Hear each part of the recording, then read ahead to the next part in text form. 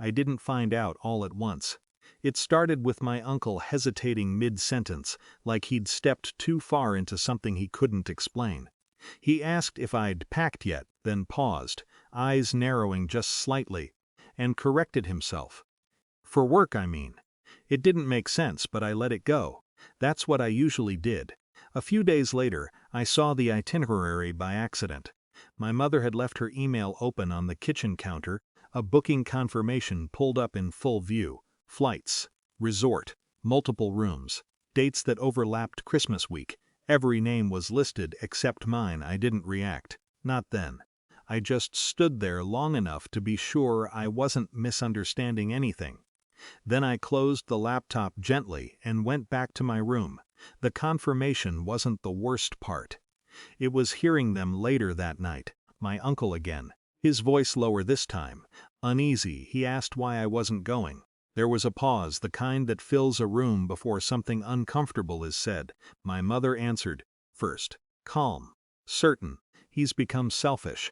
Let him celebrate Christmas alone this year. Maybe he'll learn something. No anger, no argument. Just a decision already made. My father didn't disagree. That part stayed with me longer than anything else. I didn't confront them. There wasn't a point. You don't argue with something that's settled. So I adjusted. I stopped asking about plans, stopped joining dinners unless I was directly called. Even then, I kept it brief. I wasn't cold, just less available. They didn't notice at first. Or maybe they did and assumed it proved their point. When they left for the trip, it was early morning. I heard the suitcases rolling across the floor, the muted closing of doors. No one knocked on mine. I got up after they were gone and made coffee. The silence didn't feel dramatic. It felt accurate. That week I worked, not out of distraction, just because I could. There was a backlog of projects I'd been holding off on, waiting for approval that never came. Without the usual interruptions, I moved through them quickly, efficiently. My manager noticed. At first, it was small, an email thanking me for taking initiative, then a meeting request. Then another, with someone higher up I'd only interacted with once before. They weren't emotional about it. No speeches, no exaggerated praise, just clear language.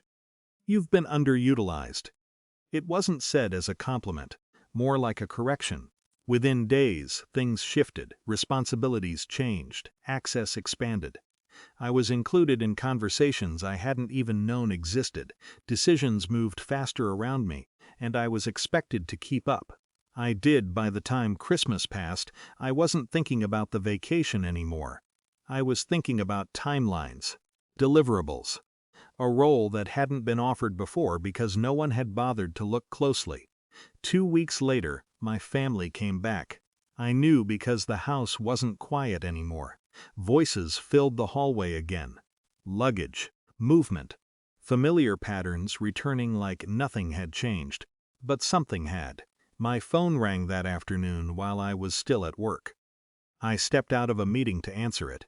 It was my uncle. His voice wasn't hesitant this time. It was tight. They didn't know, he said. About what? There was a pause. Then your promotion. I leaned against the wall, not surprised. I didn't think it mattered, I said. It matters now. He didn't explain immediately, but I understood enough. When I got home, the atmosphere was different. Not loud, not confrontational. Just unsettled. My parents were in the living room, sitting closer than usual. Quiet in a way that felt unfamiliar. They looked up when I walked in. For a moment, no one spoke. Then my mother stood, like she was about to say something rehearsed, but couldn't quite find the words anymore. You didn't tell us, she said finally. I set my bag down. There wasn't much to tell. That's not true, my father added, his tone more controlled but strained. This is significant, I nodded slightly. It's a change in role. More responsibility. It sounded smaller when I said it like that. Maybe intentionally. My mother stepped closer. We would have supported you, she said. It wasn't defensive. It was almost pleading. I didn't argue with that either. I know, I said, but I didn't fill the silence after. That was the difference. They waited like they expected more. An explanation, maybe even an invitation back into something that had already shifted. I didn't offer one. My uncle watched from the doorway, not interfering this time. Just observing, the conversation didn't escalate. It couldn't. There wasn't anything sharp enough left to push against. Eventually, my father asked about my new schedule. My mother mentioned dinner, small things, careful steps. I answered where it made sense, but I didn't adjust my pace to match theirs. That night, I ate in my room again. Not out of resentment, just because I had work to finish, and it felt easier that way. Downstairs, I could hear them talking, quieter than usual, not arguing, just realizing something they couldn't undo. I didn't feel victorious. If anything, I felt clearer. They hadn't changed overnight, and I didn't need them to. What changed was simpler than that. I stopped waiting for them to decide who I was. And once that happened, their version of me stopped carrying the same weight. The house felt different after that. Not hostile. Not warm either. Just separate.